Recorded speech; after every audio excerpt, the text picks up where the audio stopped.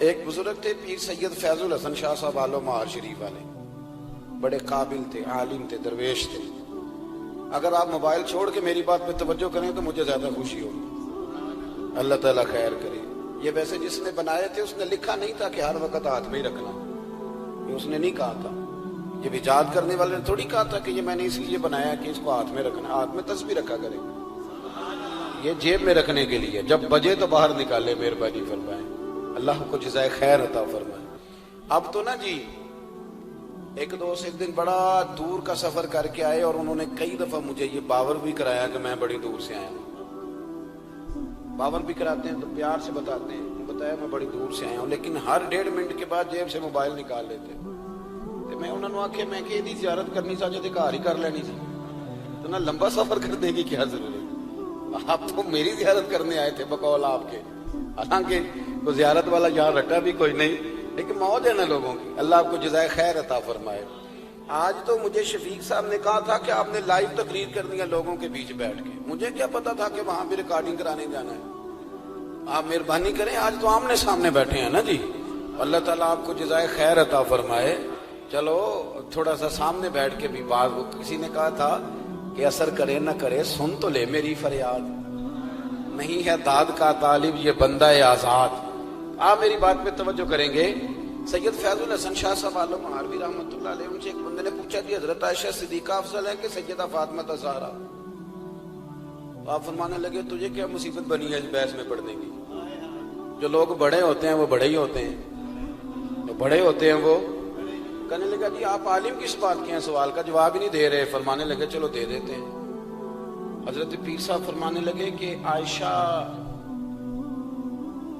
بیوی ہیں نبی پاک کی اور فاطمہ بیوی ہیں علی پاک کی۔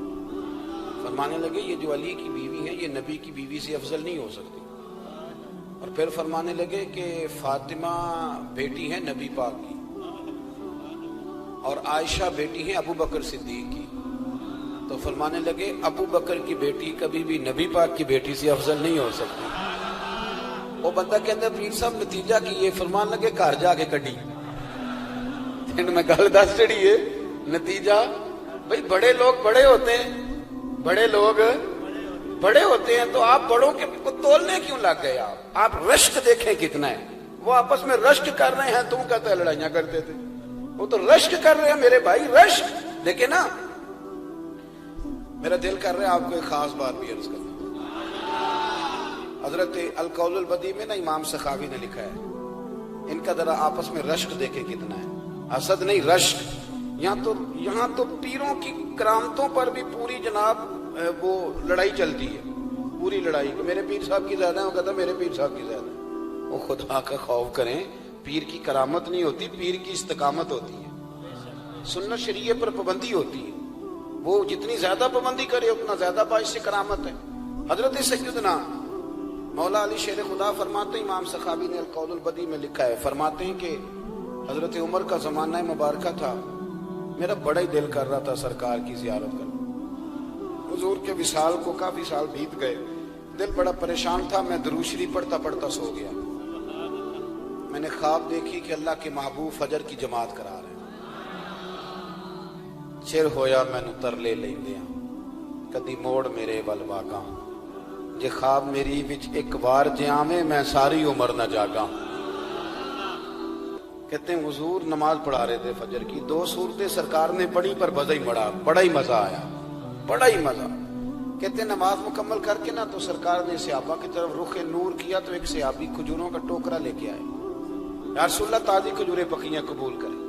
حضور نے ایک کھجور اٹھائی، صاف کی، کھائی، باقی ایک ایک صحابہ کو بانٹی۔ حضرت علی کہتے ہیں 15-16 صحابہ کے بعد میرا بھی نمبر لگا، کھجور کھائی، کھجور کا نہیں دست مصطفیٰ کا بڑا مزہ تھا۔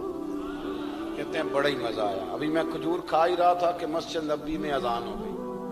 مولا علی فرماتے ہیں آنکھ کھل گئی، اٹھ میں گیا پر کھجور کا ذائقہ میرے منہ میں ابھی بھی موجود تھا۔ اب اس پر پورا باب باندھا ہے شاہ عبدالحق الہ آبادی نے، وہ کہتے ہیں کہ حضور جس کو خواب میں کوئی چیز دیتے ہیں وہ حقیقت میں بھی اسے دیتے ہیں، وہ خواب میں نہیں ہوتی، وہ حقیقت میں ہوتی ہے، پورا باب ہے۔ بہرحال عنوان پہ رہنا چاہتا ہوں، حضرت علی فرماتے ہیں میں اٹھا،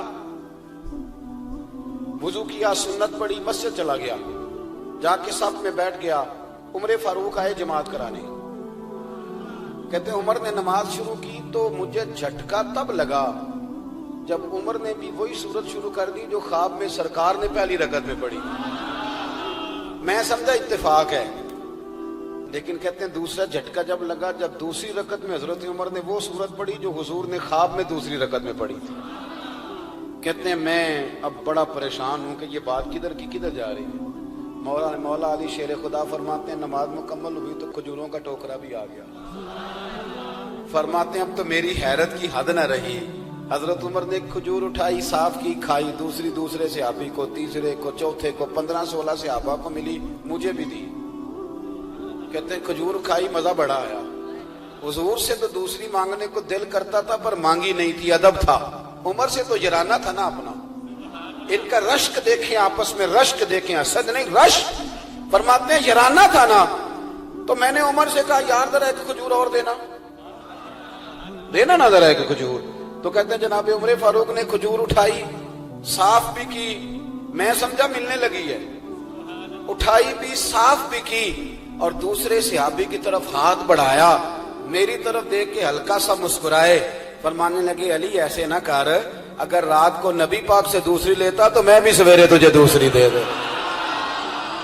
حضور سے دوسری لی نہیں، نبی پاک سے دوسری مانگی نہیں تو میں کیسے دے دوں؟ خواب میری وچ آیا سی ماہی تو میں وہ دے گل وچ پا لیاں باواں، ڈر دی ماری اکھ بھی نہ کھولا، ڈر دی ماری، میں ڈر دی ماری اکھ، کیونکہ آئی یہ رات وصال دیوالی، ربا اے رات مکن نہ دیویں، اے رات مکن نہ دیویں، ڈر دی ماری میں اکھ بھی نہ کھولاں، کتے پھر بچھڑ نہ جاواں۔ میرے رسول پاک کے غلام رشک کرتے تھے، رشک۔ حضرت علی کہتے ہیں میں رویا تو عمر بھی رو پڑے، کہنے لگے علی جو رات تجھے نواز کے گئے وہ میرے اوپر بھی کرم فرما کے گئے۔ رشک کریں خدا را، چھوڑ دیں حسد کرنا، چھوڑ دیں ایک دوسرے سے جلنا۔ اب تو آپ یقین کریں دیندار لوگوں کا، اہل حق لوگوں کا جواب در جواب، جواب وال جواب، اس طرح ہم نے الجھایا ہے چیزوں کو کہ نئے آنے والا آدمی کہتا ہے کہ دین کی اصل بات اصل میں بتا کون رہا، تو میلہ لگ گیا ہے، کوئی کہانی سنا رہا ہے، کوئی بات کر رہا ہے، کوئی اس کو غلط کہہ رہا ہے، کوئی بندہ ایسا ہے ہی نہیں جو بالکل ٹھیک ہو۔ ہمارے حسد نے اتنی تباہی کر دی، کسی کے حق میں خیر والی بات ہو، جب آپ حسد کریں گے تو بے سکون رہیں گے۔ دوسری بات یہ، بے سکون بندہ پتہ کون رہتا ہے؟ میں نے یہ بھی آیت پڑھی، الا بذکر اللہ تطمئن القلوب، اللہ فرماتے ہیں یاد رکھو، خبردار ہو جاؤ، اللہ کا ذکر کرو گے تو دلوں میں چین ہو۔ پتہ ہے بے سکون کون رہتا ہے؟ جو نتیجہ اپنی مرضی کا مانگتا ہے۔ عقیدہ توحید اسلامی عقائد کی جان ہے۔ جب آپ نے کہا لا الہ الا اللہ محمد الرسول اللہ صلی اللہ علیہ وسلم، اس کا معنی یہ ہے کہ اب میں اپنے آپ کو اپنے اللہ کے حوالے کرتا ہوں۔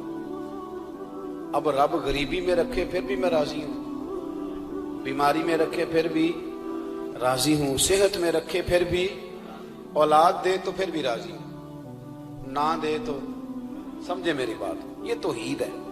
ہم نہ ٹھیک ہونا چاہتے ہیں، دوست اکثر آ کے کہتے ہیں کوئی وظیفہ بتائیں، طبیعت ٹھیک نہیں رہتی تو انہیں کہتے ہیں سورہ فاتحہ پڑھو، کہتے ہیں بڑی دیر سے پڑھ رہا ہوں پر شفا نہیں ہو رہی، تو میں کہتا ہوں پھر آپ اللہ کی رضا پہ راضی ہو جائیں، پھر اللہ کی رضا پہ راضی رہنا بھی تو سیکھو نا، راضی رہنا بھی تو سیکھو۔ بہت ساری بے سکونی اس بات کی ہے کہ ہم چاہتے ہیں میری مرضی کا سکون ہو، میری مرضی کا گھر ہو، میری مرضی کے بچے ہوں۔ بھئی ایسا نہ کریں، آپ اپنے حق میں اپنے رب کے فیصلوں کو قبول کریں، آپ قبول کریں اپنے مالک کے فیصلوں۔